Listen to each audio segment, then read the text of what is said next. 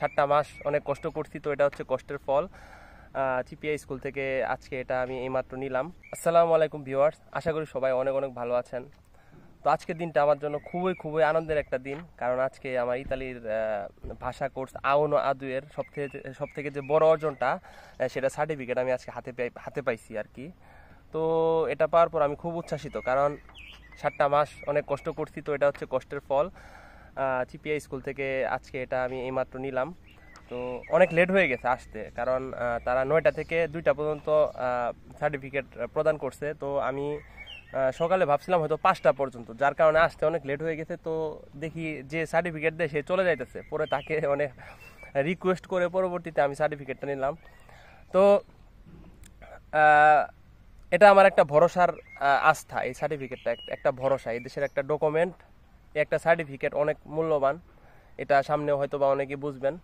তো যারা আমার ভিউয়ার্স যারা ইতালিতে আছেন, তাদের একটা রিকোয়েস্ট করব, আপনারা অবশ্যই অবশ্যই মানে যে যাই করেন না কেন, অবশ্যই অবশ্যই আউনো আদুয়ে ল্যাঙ্গুয়েজ কোর্সটা ইটালিয়ান চিপিআই স্কুল থেকে করার চেষ্টা করবেন।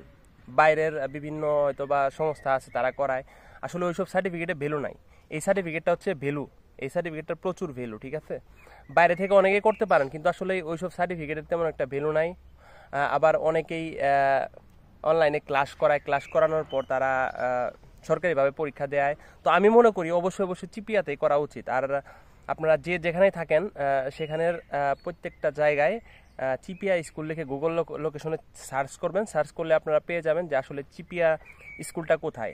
আপনারা চিপিয়া স্কুলের লোকেশন দেখে সেখানে যাবেন, যাওয়ার পর আপনার পেরমেসিসের সৌজন্য 6 মাসের যেটা আছে সেটা, তারপর আপনার অথবা রেসিডেন্স না থাকলেও সমস্যা নাই, মেডিকেল কার্ড, এগুলা তাদেরকে দিবেন। তারা আপনাকে একটা পুন্তামেন্ট নিয়ে দিবে এবং পরবর্তীতে আপনি চিপিএস স্কুলে ভর্তি হবেন। তো প্রত্যেক বছরের ডিসেম্বরে চিপিএস স্কুলে তারা ভর্তির একটা করে, মানে কোর্স চালু করে।